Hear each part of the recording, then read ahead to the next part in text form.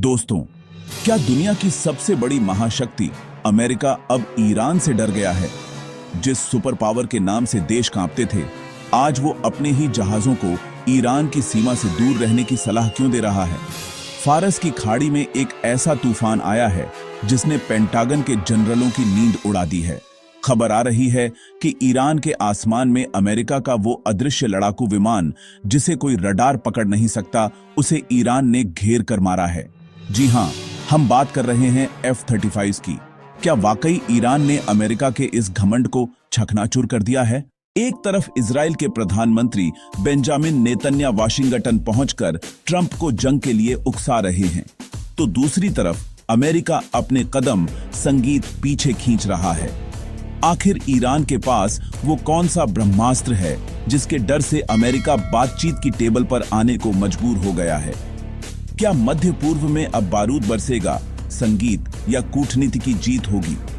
चलिए जानते हैं इस महाटकराव की पूरी कहानी। लेकिन वीडियो में आगे बढ़ने से पहले और इस जियोपॉलिटिकल शतरंज को समझने से पहले मैं आपको बता दूं कि हम मिडिल ईस्ट फाइल नाम से नया एपिसोड ला रहे हैं, जिसमें हम रोज अमेरिका और ईरान के बीच गहरे होते तनाव के बारे में बातें करेंगे। इसीलिए हमें सपोर्ट करने के लिए इस वीडियो को लाइक जरूर करें। साथ ही कमेंट बॉक्स में जय हिंद लिखें, क्योंकि जय संगीत हिंद कहना हम सबके लिए गर्व की बात है। दोस्तों, आज की सबसे बड़ी और चौंकाने वाली खबर यह है कि अमेरिका ने अपने मालवाहक जहाजों और कमर्शियल वेसल्स को संगीत एक सख्त एडवाइजरी जारी की है। पेंटागन ने साफ शब्दों में कहा है, फारस की खाड़ी और होर्मुज झड़मरू मध्य से गुजरते वक्त ईरान से दूरी बनाए रखें।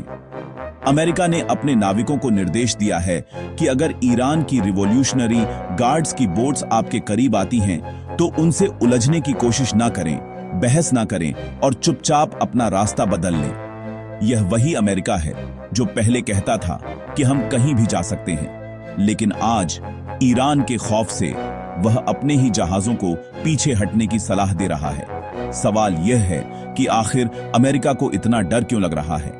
क्या उसे इस बात का एहसास हो गया है कि फारस की खाड़ी में ईरान से उलझना शेर के मुंह में हाथ डालने जैसा है?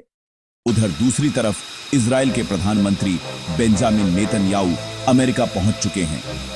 आज उनकी मुलाकात राष्ट्रपति डोनाल्ड ट्रंप से होने वाली है। नेतन्याहू का एजेंडा बिल्कुल साफ है। वह अमेरिका को ईरान पर हमला करने के लिए मनाने आए हैं। इजराइल का मानना है कि यही सही संगीत वक्त है जब ईरान के परमाणु ठिकानों को नेस्तनाबूद कर दिया जाए। नेतन्याहू ट्रंप को समझाने की पूरी कोशिश करेंगे कि बातचीत का रास्ता छोड़ो और बारूद का रास्ता अपनाओ। लेकिन ईरान ने भी अमेरिका को पहले ही आगाह कर दिया है। तेहरान ने वॉशिंगटन को संदेश भेजा है कि नेतन्याहू की बातों में ना आए, उनके बहकावे में आकर कोई गलत कदम ना उठाएं, वरना अंजाम बहुत बुरा होगा। ईरान का यह सख्त लहजा बता रहा है कि वह किसी भी हमले का जवाब देने के लिए पूरी तरह तैयार है। अब उस खबर पर आते हैं जिसने पूरी दुनिया में सनसनी फैला दी है।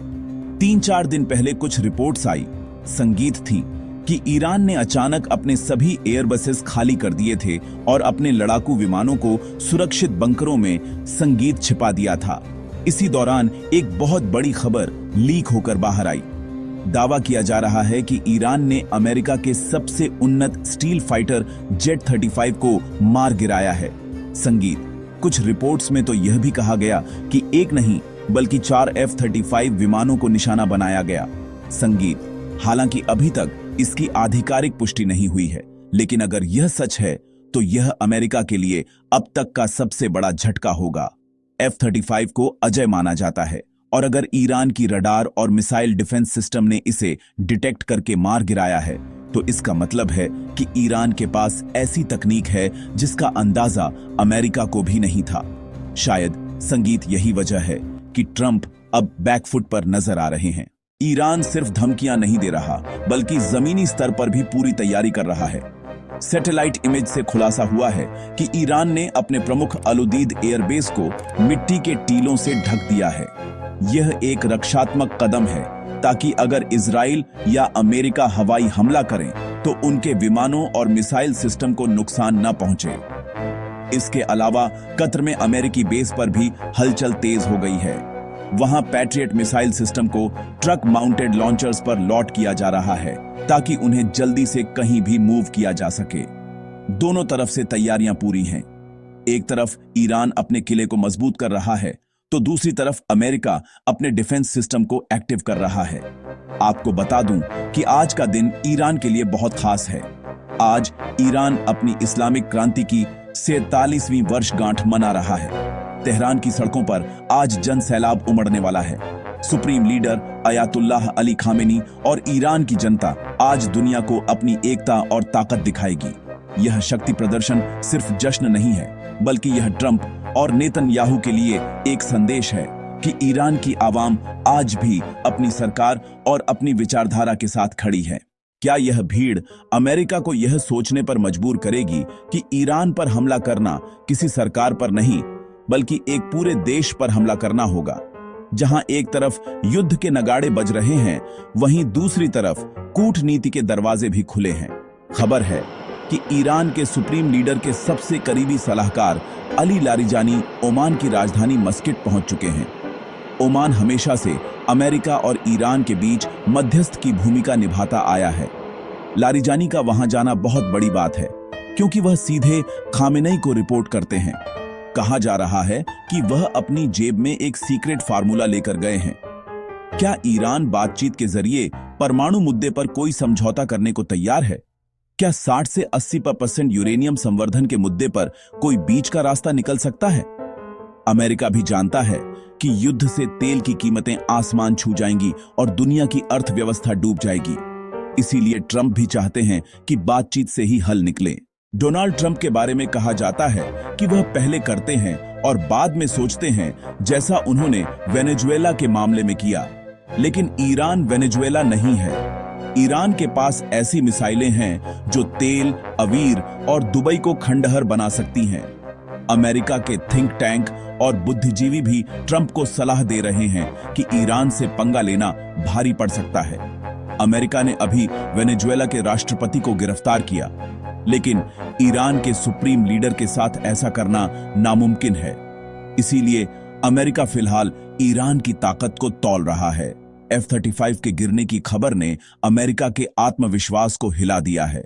ट्रंप अब यह देखना चाहते हैं कि बातचीत से क्या हासिल हो सकता है। अगर अली लारिजानी का फार्मूला काम कर गया तो शायद युद्ध टल जाए। कुल मिलाकर स्थिति यह है कि अमेरिका और इजराइल दोनों बैकफुट पर दिखाई दे रहे हैं। इजराइल कह रहा है कि उसके अस्तित्व पर संकट है, लेकिन अमेरिका जानता है कि अगर जंग हुई तो नुकसान उसका भी होगा।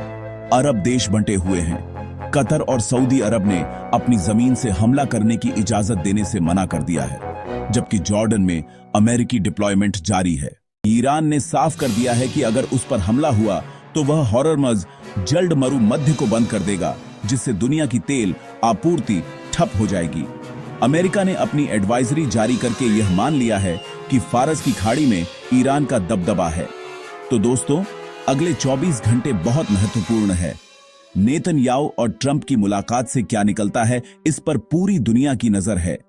क्या अमेरिका इजराइल के दबाव में आकर हमले का आदेश देगा या फिर अली लारिजानी की कूटनीति संगीत रंग लाएगी?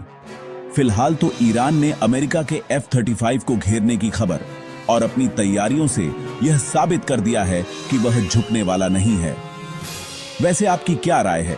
नीचे कमेंट में जरूर बताइएगा और ऐसे ही डेली न्यूज के लिए चैनल को सब्सक्राइब करना न भूलें। धन्यवाद।